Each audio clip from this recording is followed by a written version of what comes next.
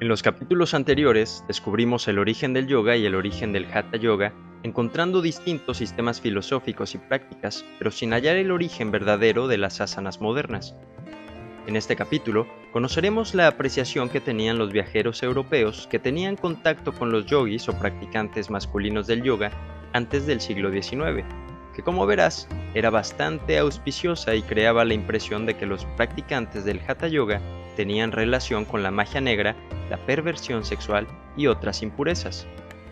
Los pensadores de aquella época tendían a admirar aquellas cuestiones de la filosofía del yoga que lucieran racionales, filosóficas o contemplativas, pero condenaban aquellos comportamientos desagradables o extraños de los yogis. Esto provocó la repulsión y el rechazo del hatha yoga en la etapa inicial del renacimiento del yoga. Durante el periodo de la expansión colonial europea, el yogi era el término común para referirse a los nats, practicantes del hatha, pero también se usaba para referirse a los diferentes tipos de mendigos que uno se podía encontrar en la India, e incluso no se hacía distinción entre el yogi y el fakir maometano. En otras palabras, el yogi se convirtió en un término genérico para referirse a un grupo social itinerante de personas que renunciaban a la vida laica y que podían ser reconocidos por su deshonrosa actitud, su mendicidad y sus extravagantes austeridades. De hecho, los oficiales británicos solían referirse a los asaltantes de las rutas comerciales de la Compañía de Indias del Este como sanyasi o sanyasi fakir. La imprecisión de todos estos términos era tal en los visitantes europeos que pronto hizo que incrementara la confusión de cuál era la verdadera identidad étnica y religiosa del yogi.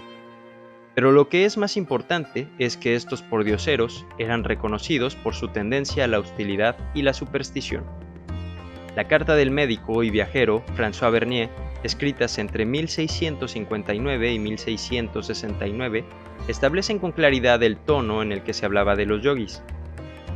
Los yogis son ascetas que disfrutan una reputación de ser santos o iluminados y estar en verdadera unión con Dios.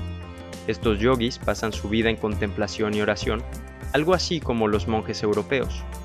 Sin embargo, hay otros yogis, unos que viven desnudos, cubiertos de cenizas y con el cabello largo, los cuales uno se puede encontrar regularmente sentado bajo un árbol soportando dolorosas austeridades.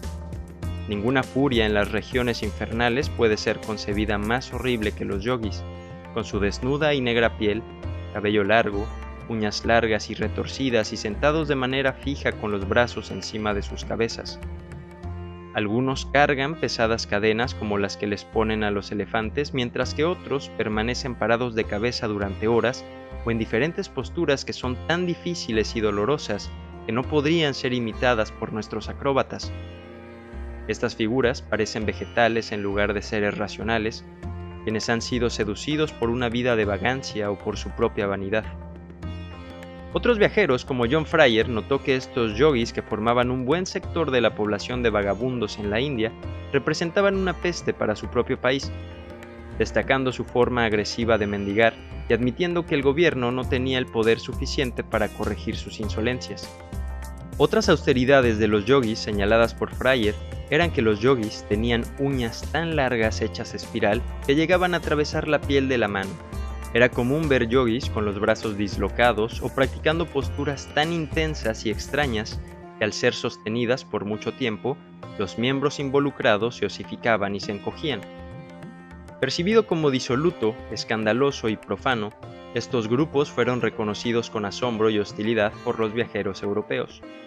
Las austeridades y extravagancias en las posturas de los yogis era el más visible y más alabado emblema de la locura religiosa en la India, y conforme los yogis iban tendiendo más hacia el exhibicionismo público como un medio para vivir, esta asociación se consolidó en la imaginación popular. Fryer comenta que el desagrado de los europeos por los yogis no era únicamente por la sensibilidad moral, sino que los yogis realmente eran personas que no respetaban mucho el orden social.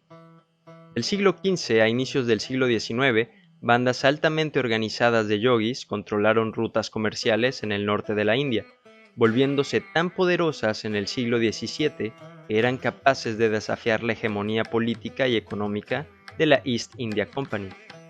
Estos mercenarios ascéticos venían de diversos trasfondos religiosos.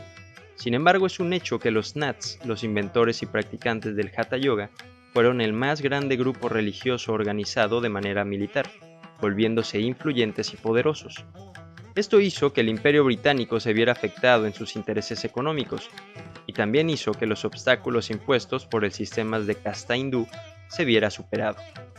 Sin embargo, al llegar la Pax Británica, Warren Hastings impuso a los yogis la prohibición de vagabundear y pronto los yogis tuvieron que dejar los saqueos y volver a la vida de mendigo, siendo vistos como los despojos de la sociedad por la mayoría de grupos sociales en la India, especialmente por los hindúes ortodoxos, como lo explicamos en el video anterior.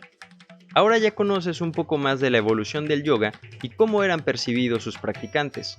Pero, ¿y las asanas? Todavía nada. Seguiremos en su búsqueda en los siguientes episodios. Muchas gracias por tu valiosa atención. Hasta la próxima.